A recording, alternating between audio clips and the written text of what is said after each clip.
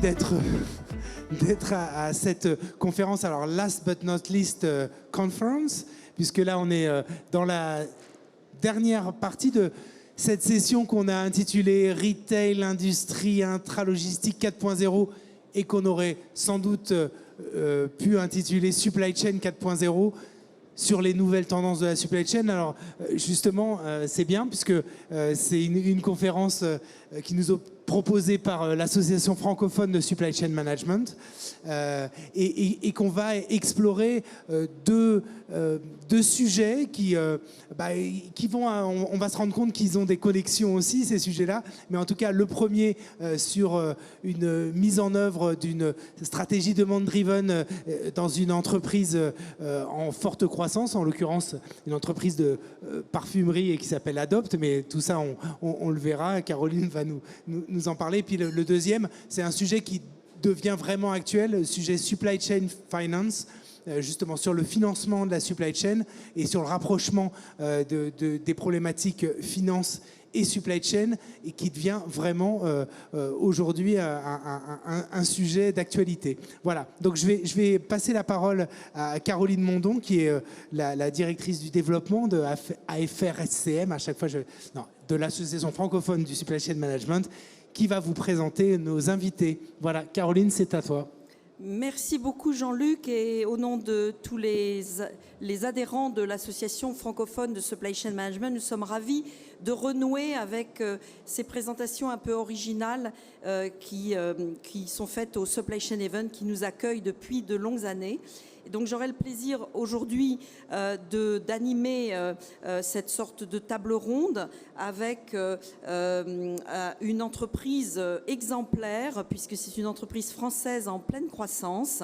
Emmanuel Cubier, directeur supply chain chez Adopt, nous racontera son aventure, son début d'aventure qu'on espère évidemment long et successful. Il est accompagné de Bernard Millian, qui est le directeur Europe de DDTech, logiciel donc Adopt a choisi pour accompagner cette croissance. Et nous aurons notre partenaire historique, C'est Partners, avec qui nous parlons du lien étroit entre supply chain et finance depuis une trentaine d'années, Hervé ? Environ, hein, voilà. Mais la crise récente nous a permis de montrer à quel point c'est plus que jamais un sujet d'actualité. Et Hervé est venu avec Eric Schwartz, qui a travaillé dans de grandes enseignes de distribution et qui pourra témoigner de l'importance de liens entre financement de la supply chain et performance vis-à-vis des clients et des marchés. Alors, très rapidement, pourquoi est-ce que AFR-SCM représente ce genre de sujet ? Nous avons eu le plaisir, il y a une dizaine d'années, d'être leaders mondiaux dans l'introduction de la méthodologie Demand-Driven MRP. Depuis 10 ans, elle a bien évolué. Je vais vous en dire quelques mots pour que vous puissiez comprendre la transition qui est en train de se faire vers un modèle complet, ce qu'on appelle un modèle systémique d'entreprise qui, bien sûr, donc intègre la fonction finance dans les entreprises.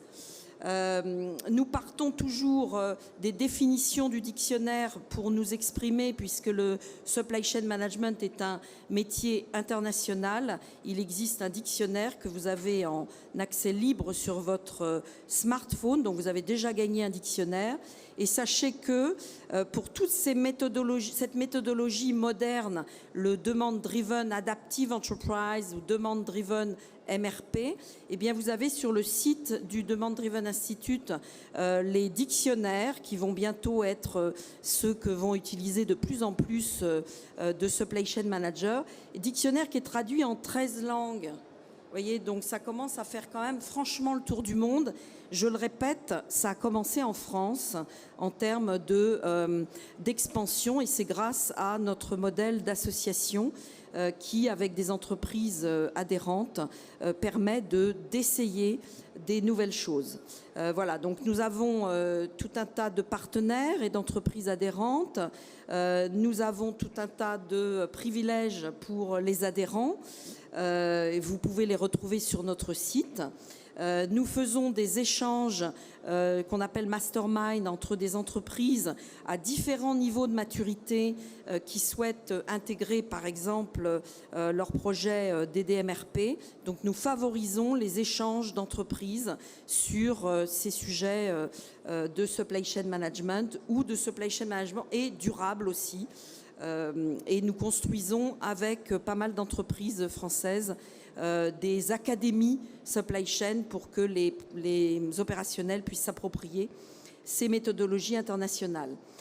Notre mission, c'est aussi de faire en sorte que les entreprises deviennent autonomes sur l'utilisation de ces bonnes pratiques. Et donc, nous accompagnons les entreprises pour qu'elles forment leurs propres instructeurs internes pour évoluer sur ces projets. Donc, bien sûr, nous allons recommander à la société Adopt, qui est notre adhérent, de former rapidement leurs propres instructeurs internes pour pouvoir évoluer vite dans cette méthodologie et pouvoir conquérir les marchés internationaux grâce à un langage commun utilisé dans toute cette distribution de produits. Donc nous avons plusieurs, ce qu'on appelle des body of knowledge. On a commencé par ceux de l'APIX. Il y en a d'autres maintenant qui sont disponibles. On va parler aujourd'hui de demande driven, mais on a aussi par exemple Christophe qui est là avec nous, qui est le vice-président de l'association de la théorie des contraintes, association internationale.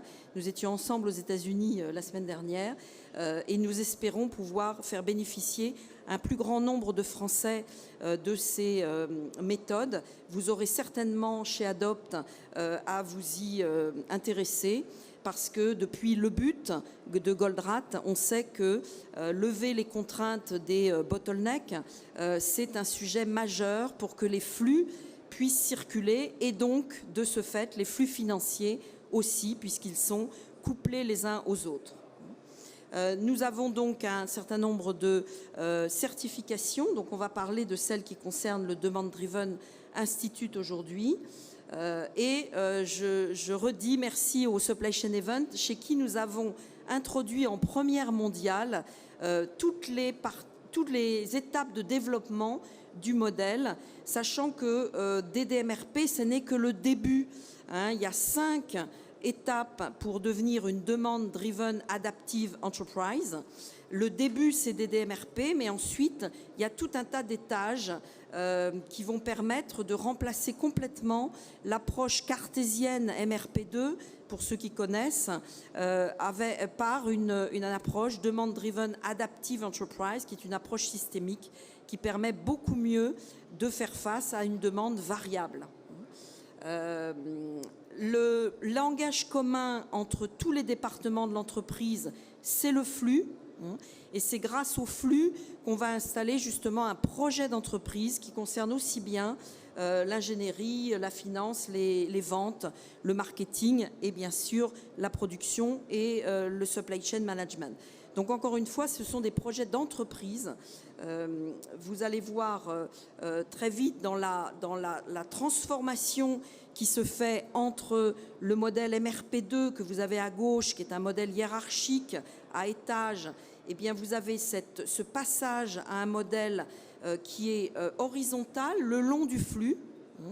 Et donc, quand on passe de ce modèle à l'autre, et beaucoup d'entreprises aujourd'hui, on l'a vu sur notre stand, se posent la question comment on fait pour passer de notre modèle traditionnel à notre modèle adaptatif.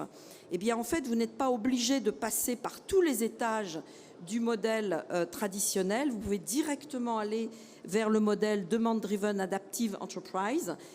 Pour ceux qui ont déjà des morceaux de MRP2, eh bien, toute la partie exécution va se retrouver dans le Demand Driven Operating Model. On va en parler tout à l'heure, donc vous allez entendre le mot DDOM, Demand Driven Operating Model.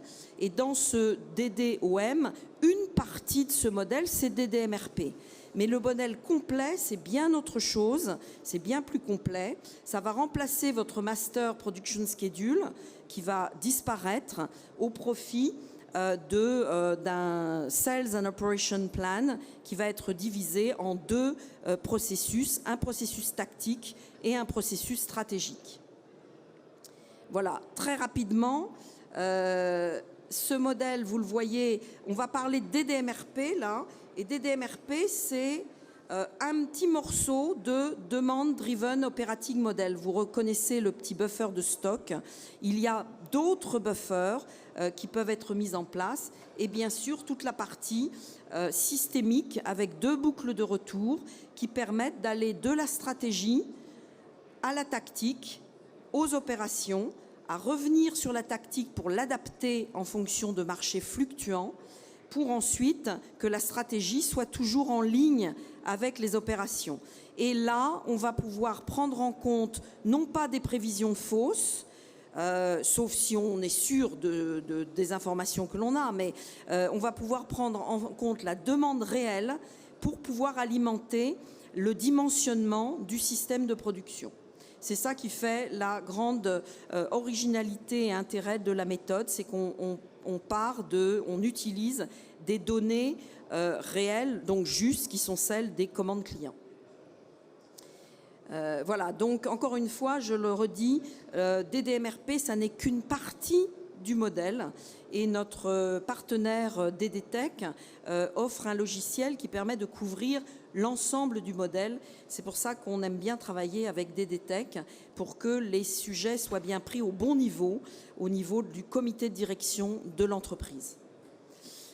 Donc nous avons plusieurs buffers, même un dernier buffer qui vient d'être créé, qui est le buffer de compétences, parce que certaines entreprises connaissent les blocages liés à des absences de compétences.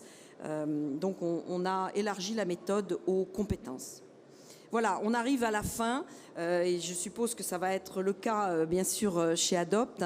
On arrive à une value stream entièrement bufferisée, donc prête à recevoir des fluctuations importantes d'un marché VUCA, aussi bien du côté des approvisionnements que du côté de la demande. Et c'est ça qui rend l'entreprise forte et résiliente et adaptative.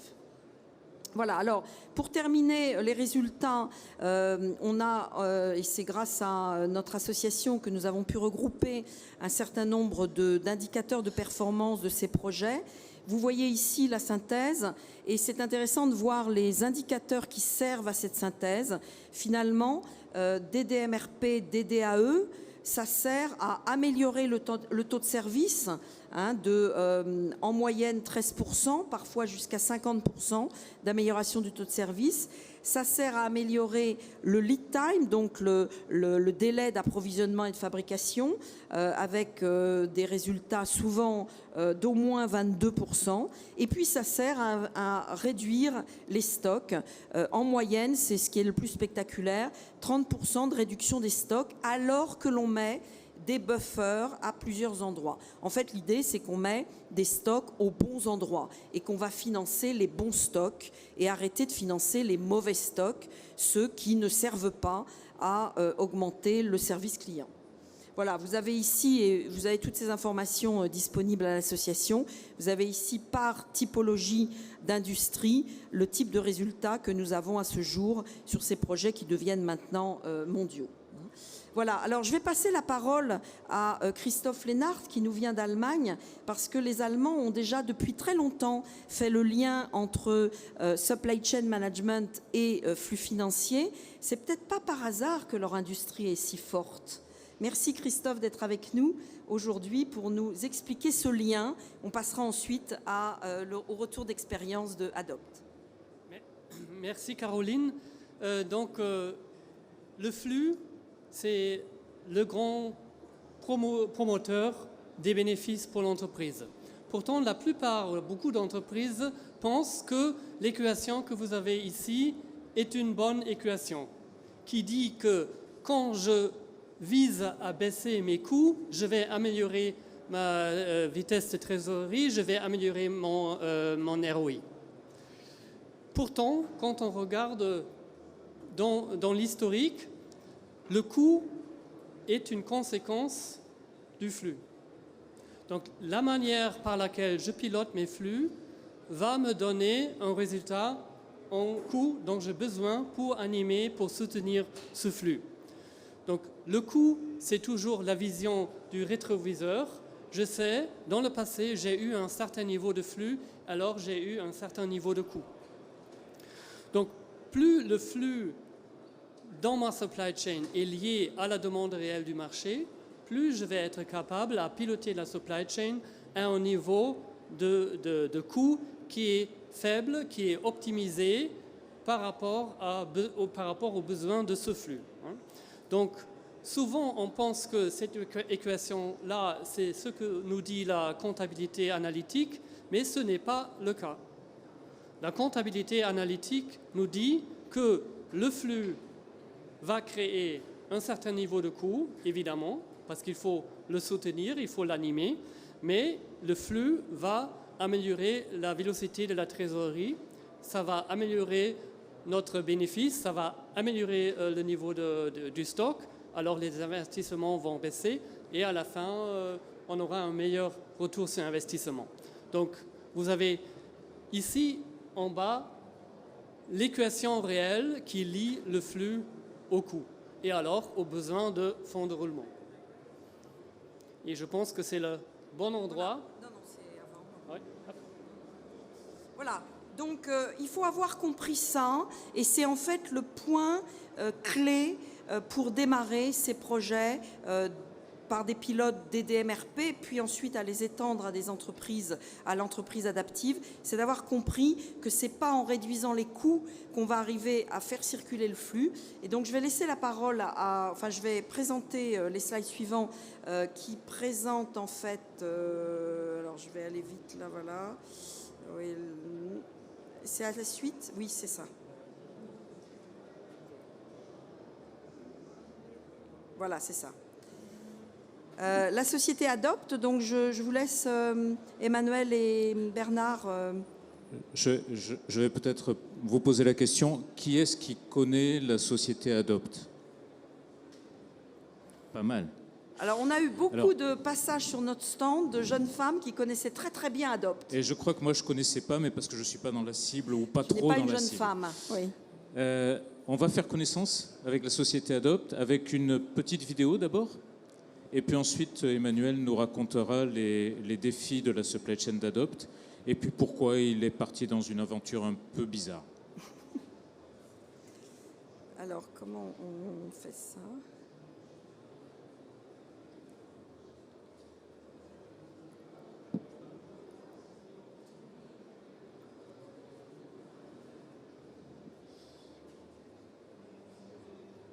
Le film de présentation de la société Adopt va arriver d'un instant à l'autre. Oui, ça arrive là. La régie est en train de régler le petit problème.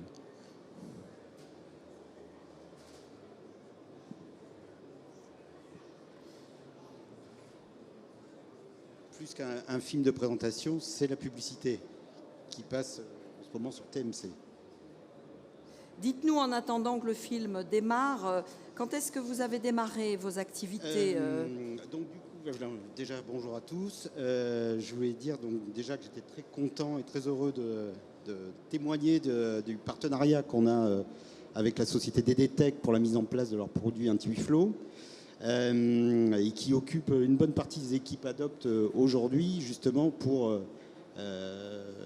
changer de mindset et rentrer dans cette philosophie des DMRP qui est nouvelle pour la société. Donc en fait, Adopt est une société, une pépite régionale du sud-ouest de la France, près de Bordeaux. Et aujourd'hui, donc moi je suis rentré dans la société il y a un peu plus de 10 mois. Je suis issu d'une autre réussite régionale dans le café chez Maxi Coffee, où j'ai passé plusieurs années. Et j'ai eu la chance d'intégrer l'aventure Adopt il y a 10 mois sur un sujet d'omnicanalité et de très forte croissance. Avec une présence en succursale en propre de 150 magasins partout en France, un réseau de franchises en France et aussi dans les dom-tom et à l'international. Des clients grossistes de export, mais aussi un site e-commerce qui est en plein décollage. Donc j'arrive dans ce contexte. Donc déjà, qu'est-ce que c'est Adopt? C'est une marque de retail, mais de fabricants de parfums et de produits autour de l'univers de cosmétiques. Donc cosmétiques, corps, bijoux, accessoires de mode, mais principalement parfums qui représentent plus de 70% de notre part de marché. Au moment où j'arrive, donc évidemment, des problèmes d'approvisionnement, des problèmes de disponibilité du stock dans les points de vente, du problème de répondre à la demande des clients wholesale à l'export. Et on me dit, voilà, il y a une trajectoire qui est définie, il va falloir que tu mettes en place la brique MRP2 de l'ERP qui est toujours dans la société. Et je me dis, bon, avant d'aller plonger à tête baissée, tête la première dans cette aventure, on va quand même la challenger. Donc à ce moment-là, on lance un rapide appel d'offres et puis je sonde un petit peu le marché autour de moi. Et j'avais la chance de connaître Bernard d'une précédente expérience parce qu'ils sont implantés également régionalement. C'est une autre pépite régionale de la région bordelaise.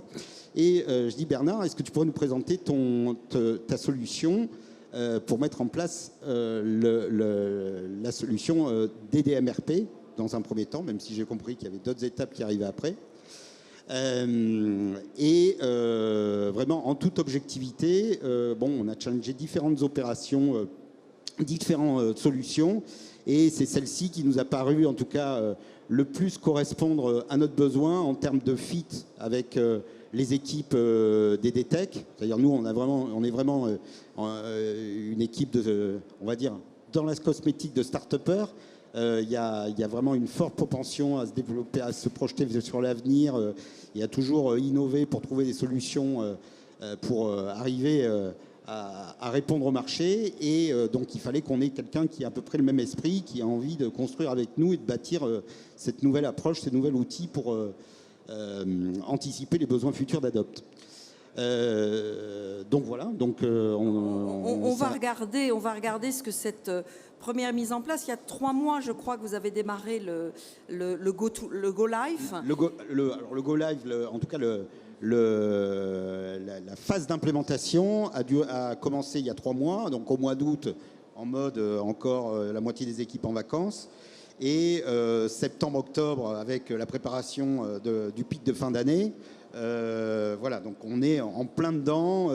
Il y a déjà des bonnes alertes qui sont remontées, qui nous a permis de déminer certains écueils sur lesquels on allait se casser le nez. Donc c'est très très encourageant à l'heure d'aujourd'hui. Et on est très positif sur la suite du développement de cet outil. On va regarder justement l'ambition extraordinaire que vous avez au travers de cette très belle vidéo et pour lequel vous avez besoin d'un outil qui tienne la route.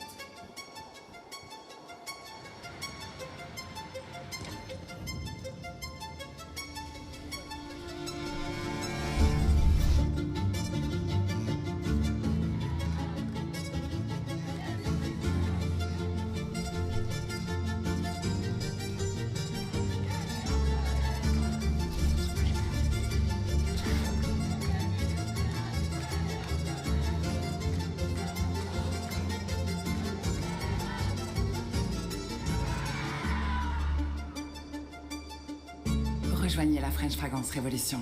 Adopte des grands parfums pour toutes. En fait, vous voulez que toutes les femmes se parfument avec Adopt, quoi. Et les hommes aussi. Ah, tout à fait. C'est une très bonne idée. Voilà, exactement. Donc voilà. Donc je ne sais pas si je l'ai dit, c'est des parfums fabriqués en France dans une usine qui est située près de Bordeaux. Le claim, c'est des parfums pour tous et pour toutes, accessibles, avec de la qualité, rien que de la qualité, sans en payer le surplus, ce qui est très DDMRP tendance, C'est-à-dire que les jus et les bases de fragrance sont conçus par des nez des plus grands parfumeurs, fabriqués à Grasse avec des Givaudan, j'ai plus le nom qui me vient, Firmenich exactement. Vous n'avez pas de packaging, vous avez le flacon qui est peut-être pas le flacon à la Vanderbilt et pas d'égérie, ce qui nous permet de proposer des tarifs tout à fait abordables pour chacun. Donc parlez-nous de votre supply chain. Vous, Bernard, comment tu pourrais comparer cette supply chain à... Ce que je dirais, c'est que l'entreprise a une très grande dynamique, clairement, avec une très forte croissance. Je crois que tu l'as déjà décrit. Alors, le nombre d'articles qui est là, il n'y en a peut-être pas autant réellement d'actifs, mais clairement, c'est une entreprise qui est pilotée, on peut le dire, par le marketing, par le commerce. Ça va très vite, ça pulse, c'est un esprit start-up. Et comment est-ce qu'on fait pour tenir le contrôle, pour avoir les bons produits aux bons endroits, le bon coût, le flux qui est sécurisé, etc. C'était ça le challenge d'Emmanuel. Et aussi c'est un secteur d'opportunité aussi, où il faut savoir apporter des solutions rapidement à des endroits pour occuper le secteur et répondre à la demande. Et vous avez un très grand mix de produits, donc une complexité quand même en termes de supply chain, parce que vous avez combien de parfums différents? On a à peu près 200 parfums différents, même un petit peu plus si on compte les différents formats. On a du 30 ml, du 50 ml, du 100 ml et accessoirement un peu de 10 ml. Mais pour vous donner un ordre d'idée, sur du 30 ml, on a à peu près 150 parfums différents, 150 fragrances différentes. Donc finalement, tous les critères y étaient pour choisir des DMRP, complexité, nécessité de croître rapidement, beaucoup d'agilité nécessaire. Vous ouvrez constamment de nouvelles points de distribution. Tout à fait. Et donc, DDTech sait faire ça. Des DMRP, en tout cas, DDTech Intuiflow. Alors aujourd'hui, en plus, on n'utilise pas l'ensemble des briques. On est vraiment axé sur la partie DDMRP où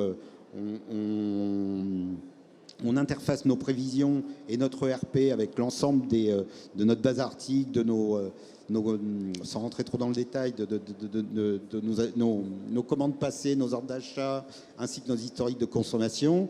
Et Intuiflow va nous restituer des alertes avec différents niveaux de criticité, soit des alertes pour nous sur des difficultés à servir le client parce qu'on est en retard ou pour tout un tas de raisons, soit des alertes parce qu'il faut commander ou fabriquer.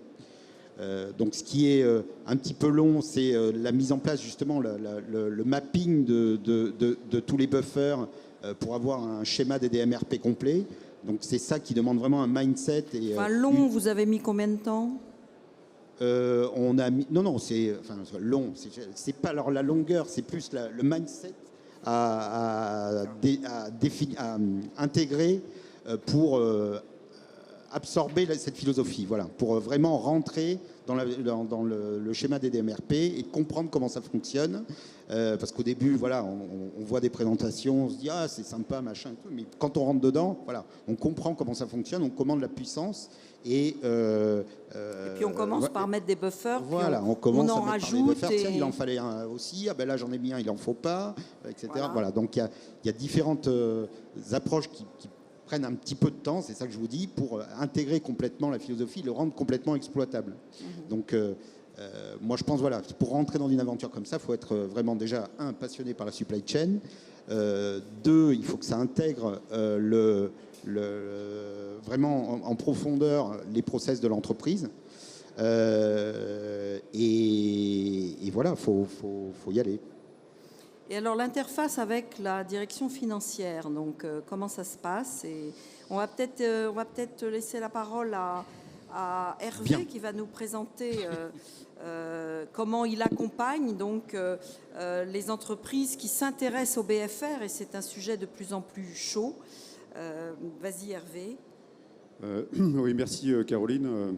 C'est vrai, comme tu le disais, ça fait de nombreuses années que je milite pour rapprocher supply chain et finance, et puis pour considérer d'ailleurs accessoirement que la supply chain, c'est pas uniquement les flux physiques et les flux d'informations, mais c'est bien aussi les flux de cash.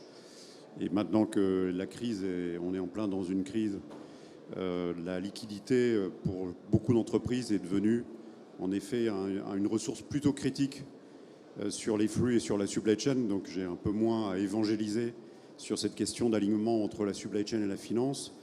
Mais je voulais partager avec vous 2-3 points. Déjà, d'ailleurs, pour préciser que quand on parle de supply chain et finance, je ne parle pas spécifiquement uniquement de ce qu'on appelle l'IBP, l'Integrated Business Planning. Bien sûr, c'est un élément.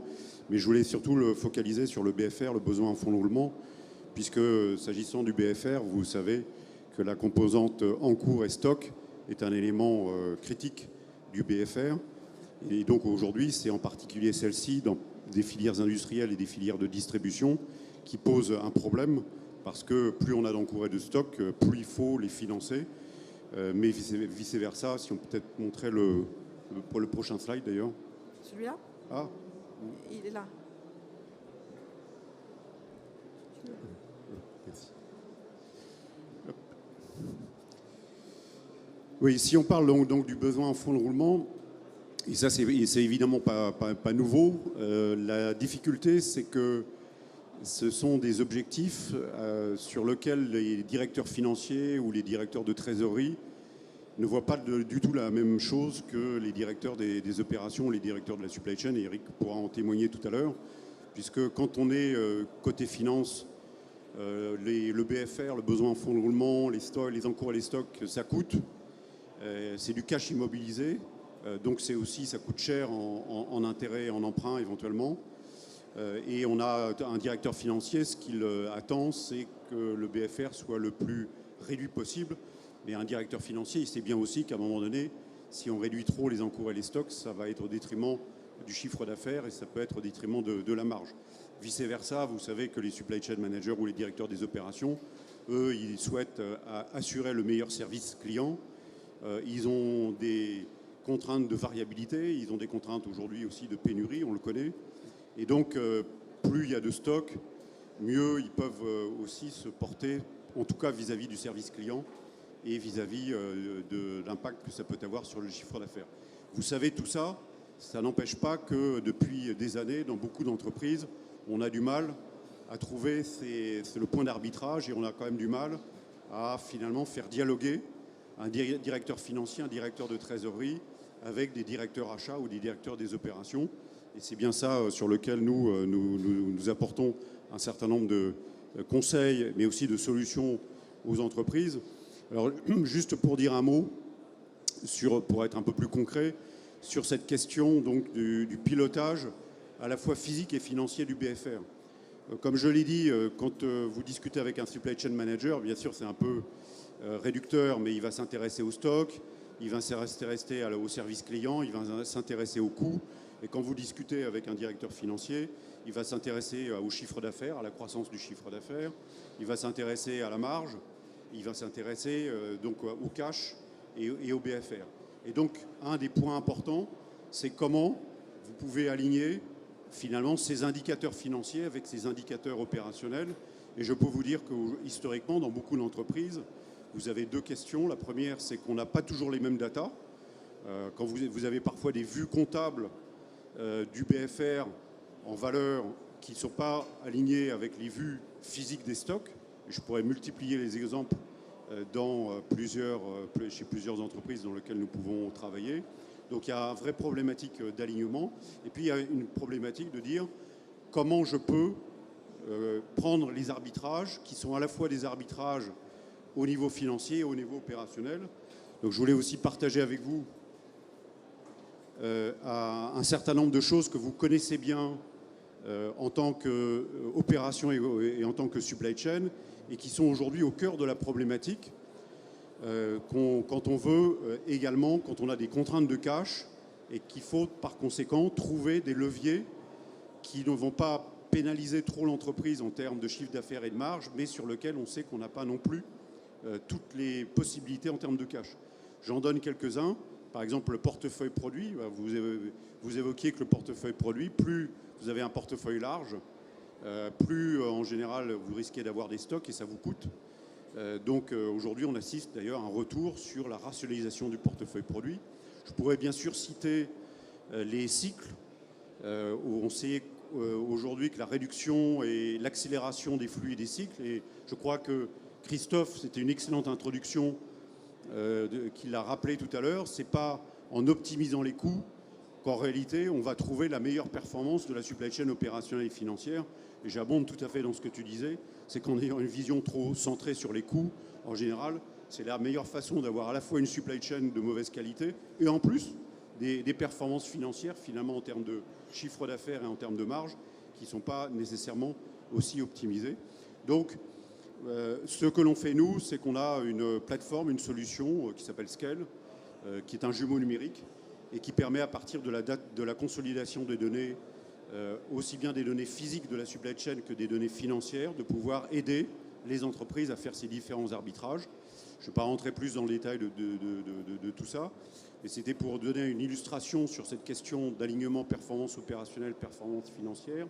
Et je terminerai aussi rapidement mon propos, parce que quand on parle de supply chain et finance, en fait, on parle de deux choses. On parle de ces liens, mais on parle aussi du problématique de financement du BFR. Alors évidemment, quand je parle de financement du BFR, beaucoup d'entre vous, que vous soyez opérationnel ou que vous soyez financier, vous avez tout de suite en tête ce qu'on appelle l'affacturage, c'est-à-dire vous avez des factures clients et vous les affacturez. C'est pas de ça dont je parle, c'est la problématique du financement des stocks, parce que les stocks, quand on est un financier, c'est un actif, c'est comme des machines, hein, un stock, des stocks, c'est des ventes futures, donc c'est un actif, et la question c'est, est-ce qu'on peut aujourd'hui mieux financer ces stocks?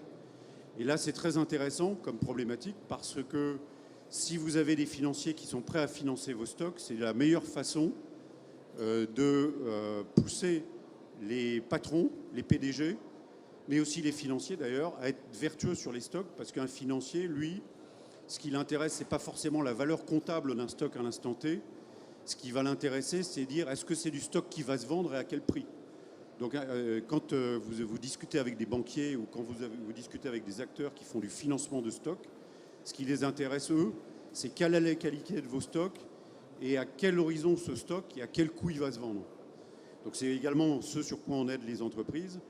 Pour vous dire aujourd'hui qu'on a beaucoup milité sur cette question de valorisation et de financement des stocks avant la crise qui intéressait peu de monde. Aujourd'hui, évidemment, ça intéresse beaucoup d'entreprises. Alors peut-être qu'Adopt a suffisamment de cash, et je lui souhaite, pour ne pas avoir de question de financement de ses stocks. Mais en tout état de cause, c'est un élément qui devient absolument critique et qui va le devenir de plus en plus aujourd'hui en disant comment moi, pour continuer à financer ma croissance, je peux rendre plus liquides les stocks. Et à ce moment-là, il faut démontrer qu'on met en place des solutions, des process, du DDMRP et autres, qui va démontrer qu'effectivement, c'est des bons stocks que l'on sait bien maîtriser. Alors même avant la crise, la cause numéro 1 du décès des entreprises françaises, c'était les problèmes de financement de leur croissance. Et donc je me tourne vers Eric, qui en tant que DAF, directeur financier de grandes enseignes de distribution, donc cette question du financement du BFR et aussi de la bonne santé des flux physiques pour que les flux financiers soient eux aussi circulent rapidement. Est-ce que tu as des éléments à nous raconter? Alors le sujet est tellement vaste que je crains que nous ne manquions de temps. Tu as quand même 5 minutes. Hein. Alors c'est bon, je vais faire dans les 5 minutes. J'aurais pu tenir 5 heures probablement sur le sujet. Je dirais même par rapport à tout ce qui a été dit, et beaucoup de choses ont été dites, qu'il y a même encore un niveau au-delà de tout ça, c'est même, on joue sur la valorisation de l'entreprise quand on parle Absolument. de ça. Parce que c'est quoi une valeur d'entreprise? C'est sa valeur intrinsèque au plan économique, et on la corrige de ce qu'on appelle la dette nette. Alors, la dette nette, c'est les emprunts moins le cash qui est disponible. Et donc là, c'est purement mathématique. Si vous avez une réduction de votre BFR, vous augmentez le cash, vous augmentez la valeur de l'entreprise. Donc ça va encore au-delà de ce qu'on a pu dire jusqu'à présent. Et alors après, quand on rentre dans le détail, ça soulève plein de problématiques. On dit que le diable est dans le détail, mais alors là, pour le coup, c'est très très vrai. On se disait juste avant la conférence entre nous, c'est quoi un bon stock? Et la réponse qu'on a apportée, elle était toute simple, c'est le stock qui se vend. Oui, mais le bon stock qui se vend, c'est quoi? Au bon niveau, comment on gère l'obsolescence, comment on évite les ruptures.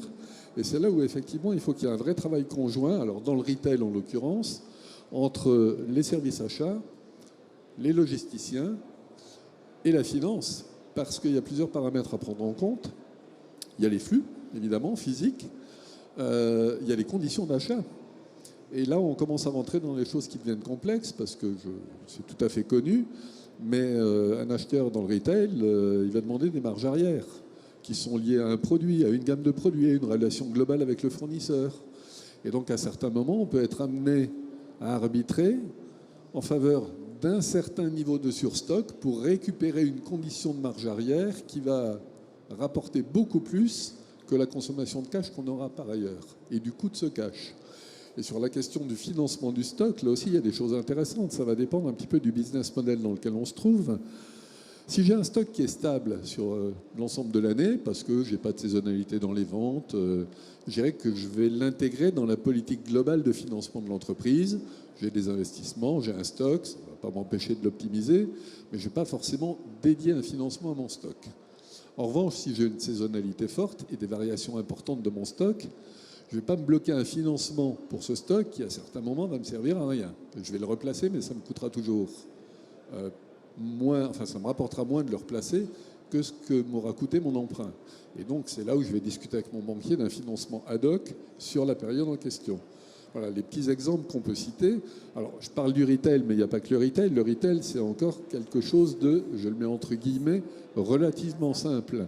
Mais quand on est dans des process de production, et j'ai passé une partie de ma vie aussi dans la restauration collective, groupe Elior pour ne pas le nommer, on retrouve en fait exactement les mêmes problématiques que ce qu'on peut avoir dans l'industrie. Parce qu'en fait, c'est un processus industriel que de fabriquer des dizaines de millions de plats cuisinés qu'on va servir dans des restaurants d'entreprise. Sauf qu'on a une problématique supplémentaire, c'est que un écrou, un boulon, on le surstocke, on le laisse au fond de sa boîte. S'il reste vraiment très longtemps, au pire, il va rouiller. Mais il est toujours là, il est toujours utilisable. C'est un peu moins vrai pour la laitue. Au bout de quelques temps, elle n'est plus très fraîche. Et donc, on tombe sur des problèmes d'obsolescence rapide, qu'on connaît aussi d'ailleurs dans la distribution. C'est toujours une petite anecdote amusante, mais il y a des produits frais chez Darty. C'est quoi le produit frais chez Darty? La Fnac aussi d'ailleurs maintenant. C'est la clé USB, par exemple. Au bout de 6 mois, les capacités ont changé, la vitesse de transfert a changé, le prix a changé. Votre clé, elle, à 6 mois, elle ne vaut plus rien.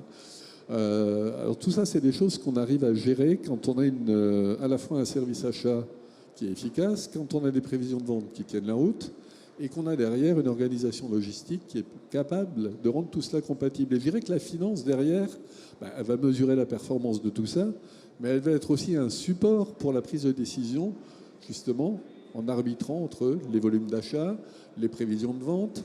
On peut arbitrer en faveur d'une rupture de stock parce que l'obtention de ce stock va finalement être plus coûteuse que la marge qu'on va dégager sur la vente de ce stock. Donc on va rentrer dans des tas et des tas d'analyses.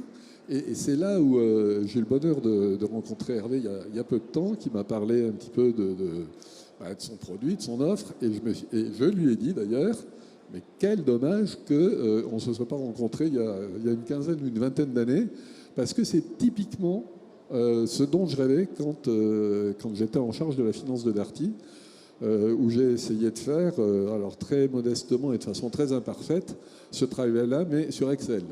Donc je ne vous dis pas, hein, c'était costaud.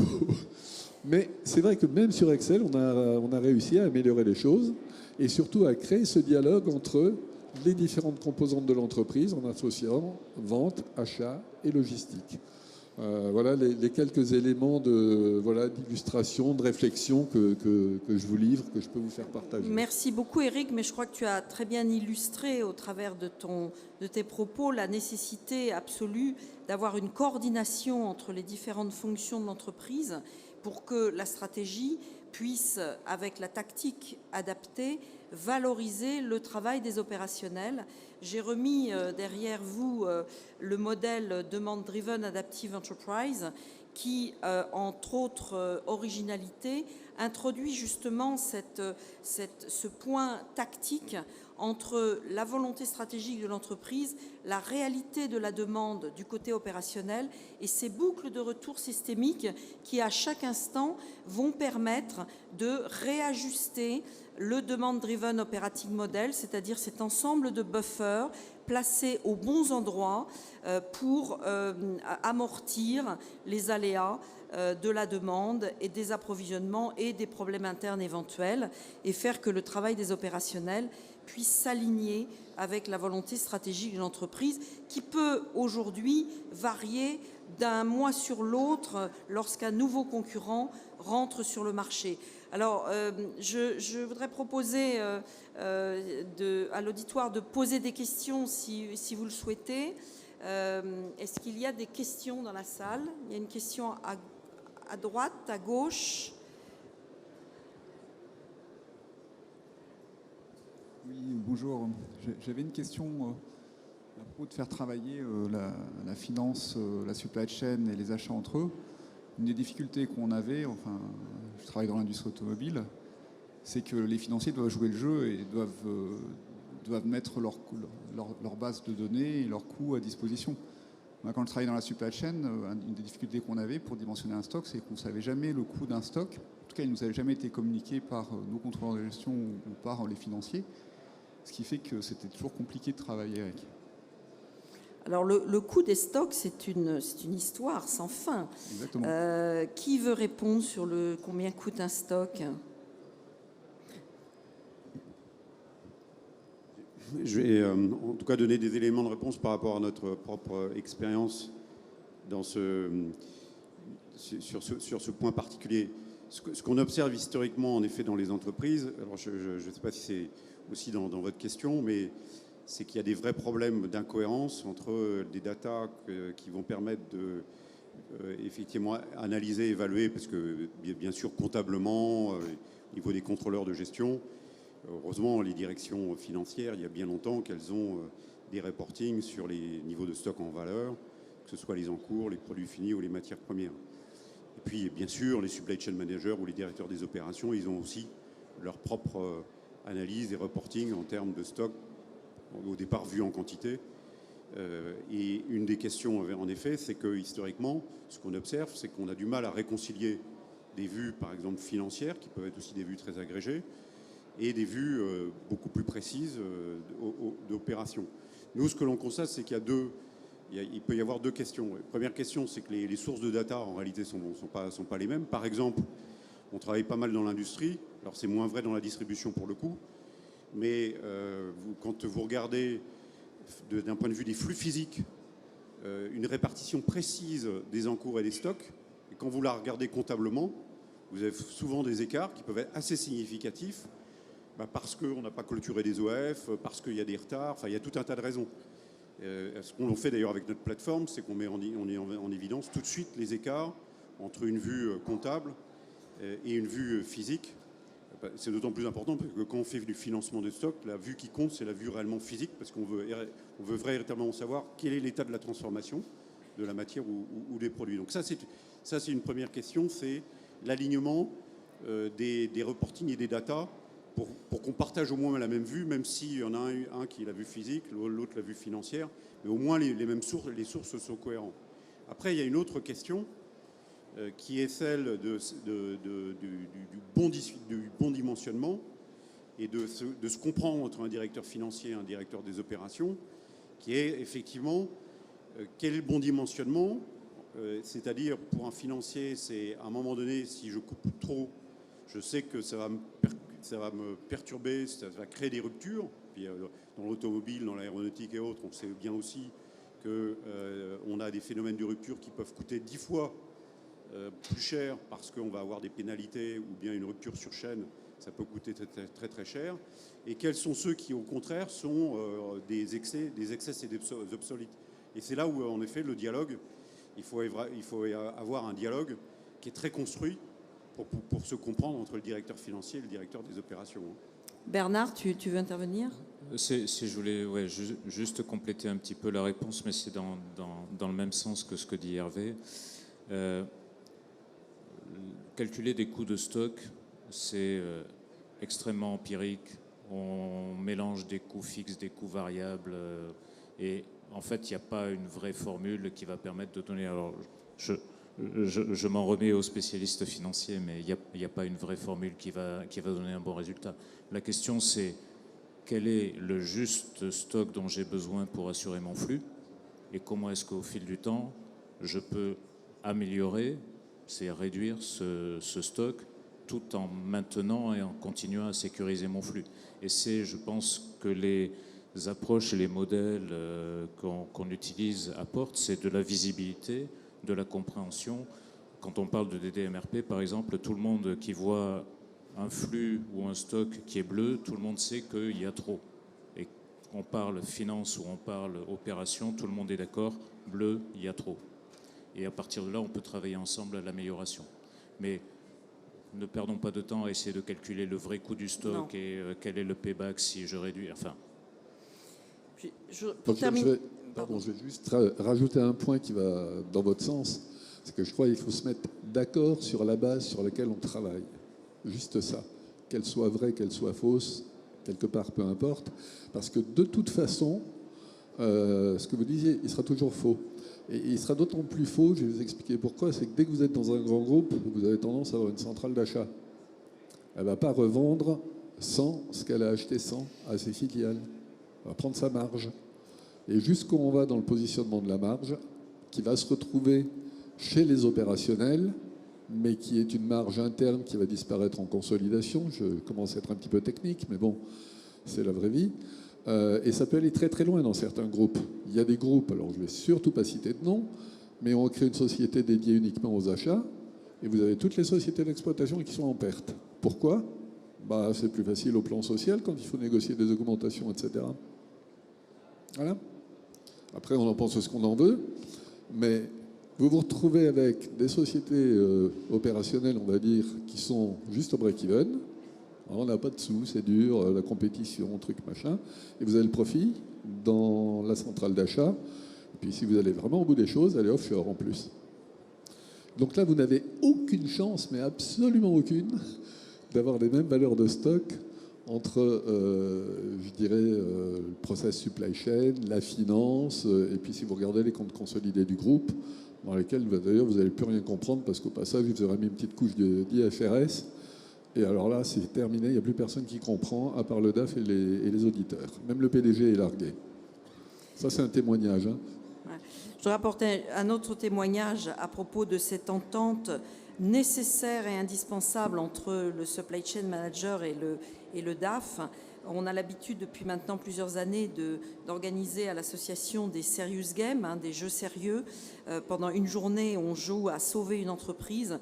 Je peux vous dire que souvent, les directeurs financiers comprennent plus vite que les supply chain managers à quel point la coordination stratégique, tactique et opérationnelle des flux va permettre de gagner beaucoup plus d'argent.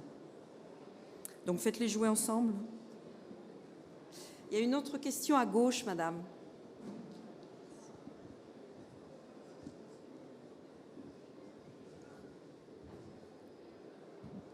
Bonjour, mon nom c'est Adou Garba Isaka.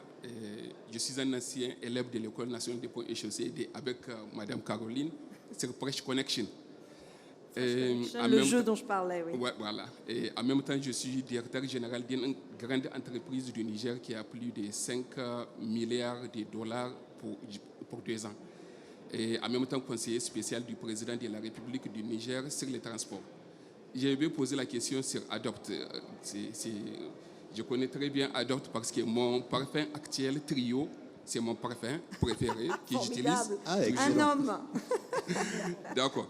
Donc, mais ce que je vis selon votre présentation et selon la politique et selon ce que vous venez de dire, je suis obligé de vous poser certaines questions parce qu'on sait très bien qu'Adopt, c'est une compagnie qui a très bien réussi sur les supply chains, sur la gestion des flux. On connaît très bien qu'en jusqu'à 2022, jusqu'à 2021, il y avait eu des livraisons sans casse de flacons et on n'a jamais eu des flacons cassés. Mais c'est que ma question, pourquoi vous avez traité vos supply chains au moment où vous gérez très bien votre flux, pourquoi vous avez sous-traité avec ces logistiques qui maintenant, avant de s'adapter, ça va générer des flux, etc. Est-ce que vous êtes dans les mêmes contextes que une bonne gestion de flux optimise les coûts? Si c'est le cas, à un moment vous gérez très bien votre flux, pourquoi vous avez sous-traité avec ces logistiques? C'est ça ma question, merci beaucoup. Oui, donc en effet, vous connaissez bien. Alors, ces logistiques, on y a été pour la logistique e-commerce. Aujourd'hui, on est en train de remettre à plat notre logistique B2B, et il y a un appel d'offres qui est en cours, et justement, qui nous amène à repenser ça pour pouvoir monter en compétences, monter en maîtrise, parce que pour une activité logistique sur des parfums et des produits dangereux nécessite des normes d'entrepôt qui sont spécifiques, qui ne correspondent plus au volume qu'on fait aujourd'hui. Donc on est obligé de toute façon d'évoluer vers un nouvel entrepôt. Donc là, il y a eu des raisons qui nous ont amenés à l'époque à séparer le B2B et le B2C. Demain, il y aura sans doute un retour à une réunification des deux pôles dans une même structure logistique, puisque c'est une volonté de sous-traiter la logistique. Et j'espère. Vous étiez client, c'est ça? Vous êtes on va peut-être un très bon client. un très bon client. On va vous proposer de continuer, mais en tout cas, on vous souhaite de très bonnes réunions adaptives SNOP, puis demande-driven SNOP, pour définir cette tactique de vos réseaux de distribution. Et puis, on va prendre peut-être une dernière question avant de se séparer. Y a-t-il une dernière question? Non. Eh bien, merci beaucoup encore au Supply Chain Event de nous avoir invités pour cette épopée industrielle.